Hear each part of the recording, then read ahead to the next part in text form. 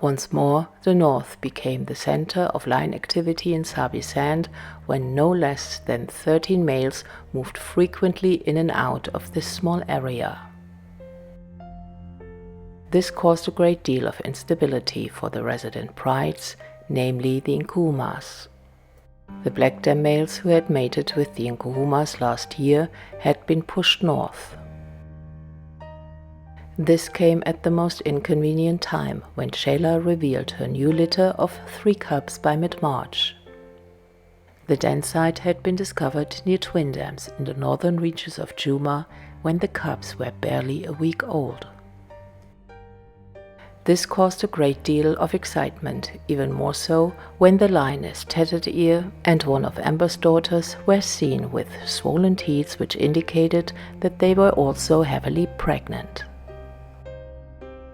Towards the end of March, the Nkuhumas had moved a little further south and killed a buffalo on Mala boundary. The feast was interrupted by the Nzenga males who stole the kill and chased them back north. Amongst the Nkuhumas was a familiar face, the young Talamati male who had possibly participated in the hunt. And when they got robbed of their prize, he followed them back north where Tsalala had kept her den site. Some fighting over the carcass must have taken place, since 2 of the lionesses were injured and one of them had a slight limp. When they eventually arrived in Gijima, they were splitted up into groups, and it didn't take long for Tsalala to find them, and she eventually reunited with her pride members.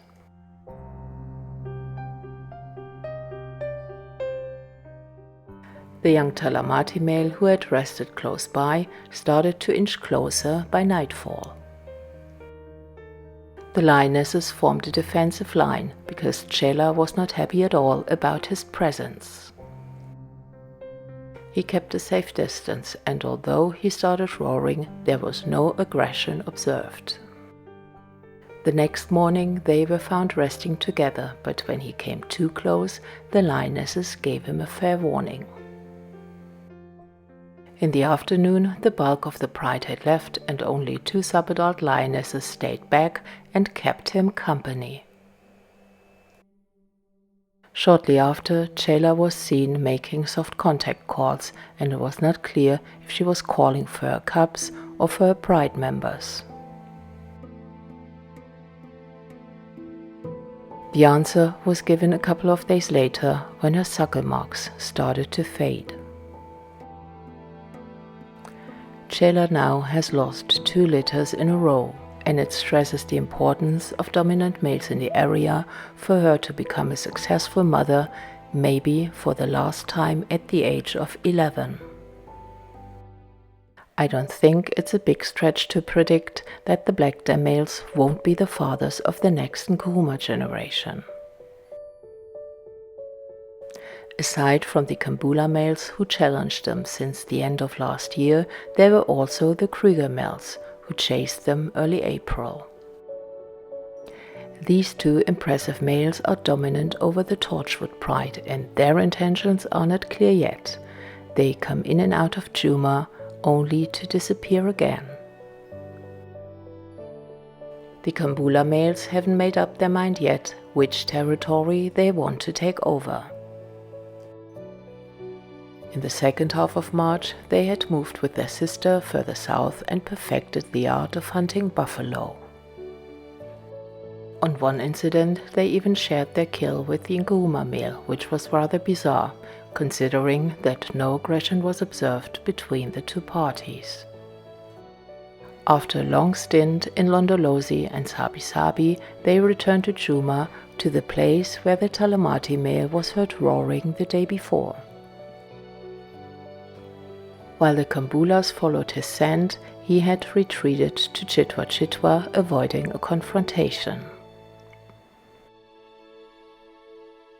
In the past, the Kambula males seem to have followed the buffalo herds wherever they go, which took them far into the south of the reserve. Now they have a great opportunity to take over the north with no opponents in sight to defend this piece of prime estate. An interaction took place between the Kambulas and the Nkuhumas when the males and their sister stole a buffalo kill from the Nkuhuma pride at the beginning of April. The Nkuhuma subadults are 3-year-old now and should be safe, except for the young male, who might be kicked out sooner rather than later. Last time around, only one of the Kambulas was interested in mating with them, but I have a feeling that's about to change.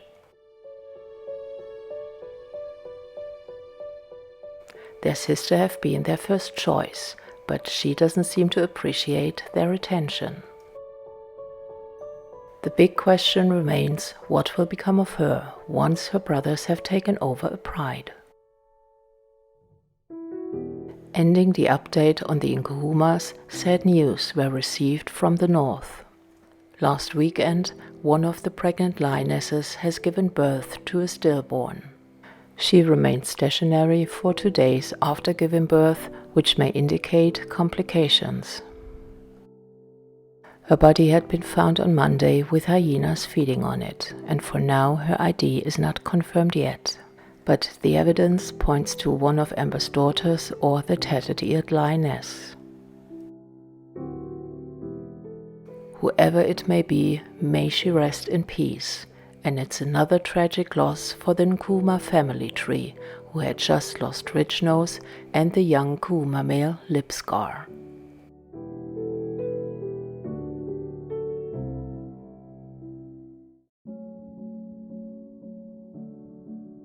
The 3 Nkuhuma males under the leadership of their father have regrouped despite the loss of their brother Lip Scar early March. They were seen together throughout March in the northern Sabi Sand and on Londolozi, looking in great condition. The looming prospect of the Kambulas taking over their natal pride may lead to the 3-year-old young male joining up with his older cousins and his father.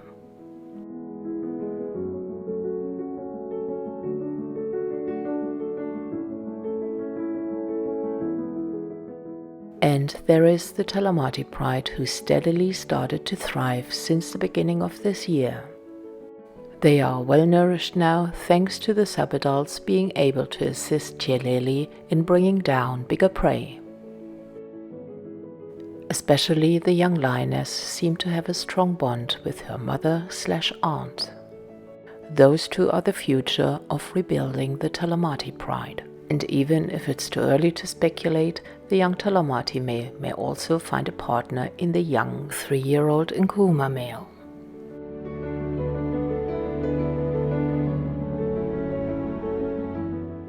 Over to the west, the Ximunghwe pride is thriving under the protection of the plains camp males.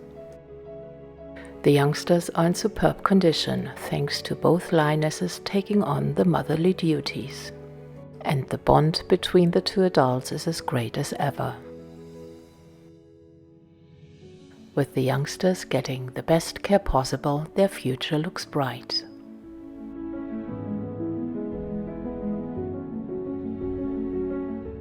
The Mhangeni cubs, on the other hand, have to fight for their share on the dinner table. Their mothers have to work hard to keep 10 growing cubs well fed.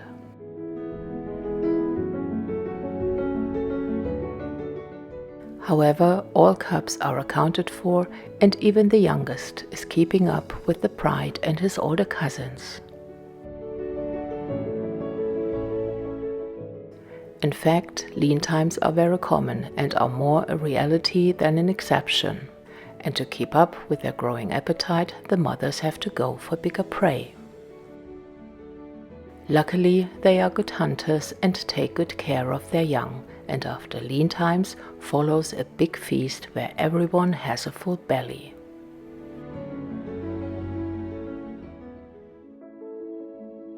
Ridge Nose can be really proud of her 2 youngsters who are doing exceptionally well. They are keeping a low profile and are fully capable of fending for themselves. And maybe one of these days rangers will come up with a name for them which honors their mother's legacy. The other two youngsters who did the impossible celebrated their 3rd birthday in March.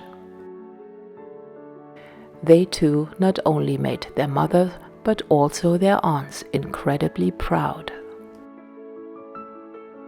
Their father can also be proud of his daughters, and thanks to them his condition improved significantly. And not only that, we haven't seen him move so confidently in a very long time. After spending almost the entire month with their father, the Othawa lionesses are in good spirits, and it's nice to see that all of them are doing just fine. The Tsalala lioness had moved her territory a little further west and hadn't been seen in Mala Mala for the entire month of March. She was seen in January mating with the plains camp males in Singita. A month later she was back in Singita, calling out again for the males to mate with. In March she returned to Londolozi as beautiful as ever and even visited the places where she had been raised as a cub. If she were to give birth soon, depending on when she conceived, this would be the right place to hide her first litter. This sighting took place around March 20th, and with her belly full and round, it raises the hopes that we soon see the first generation of Tsalala cubs since March 2019.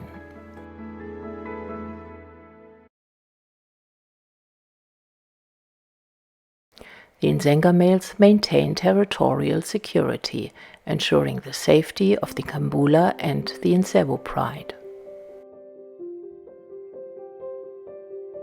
The youngest cubs of the Ntsevu pride are over 4 months old now and growing fast, and they enjoy the same protection as their older cousins in the Kambula pride. Most of the Kambula cubs have all reached the critical 1-year mark.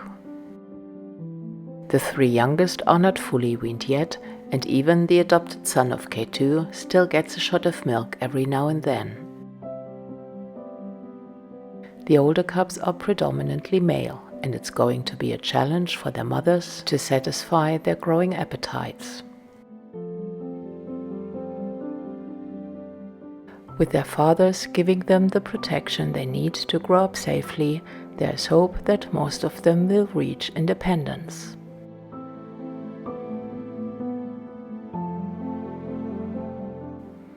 The 4 young Talamati lionesses were given a new name by the Sabi Sand Game Reserve. They were named Msuthlu Pride after a small river that runs through Sabi Sand. In the last update, 2 of the lionesses had given birth to 5 cubs.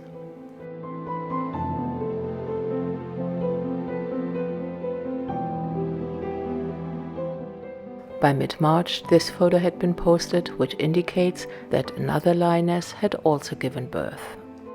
This leaves only 1 lioness who hasn't given birth yet. As in previous months, the Gijima males got a number of nomadic visitors.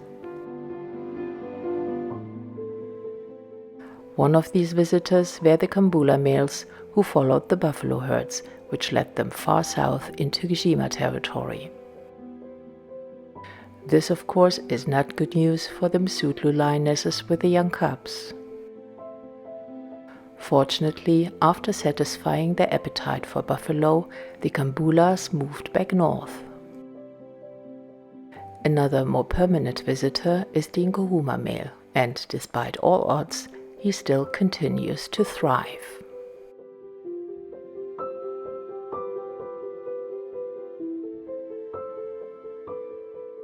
Further to the south, the southern pride is doing exceptionally well.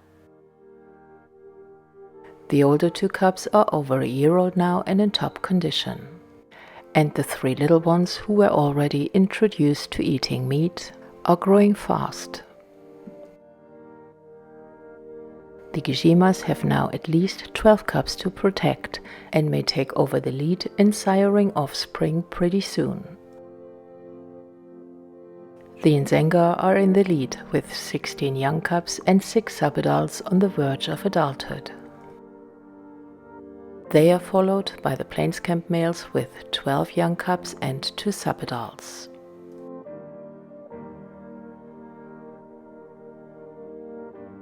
The 5 Styx lionesses may be still a little bit too young to mate with the Gijimas, but that might change in the near future.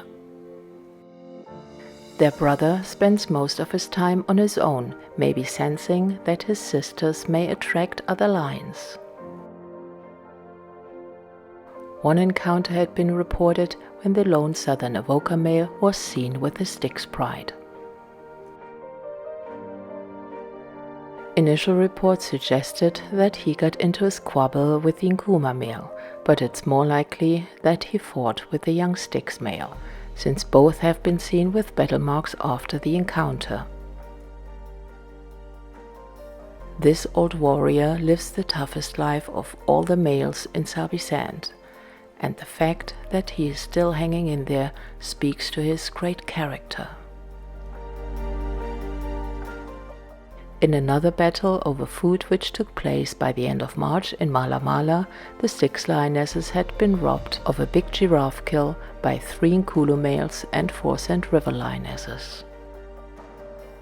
Nevertheless, the Styx could enjoy one day of feeding undisturbed and were seen in good spirits.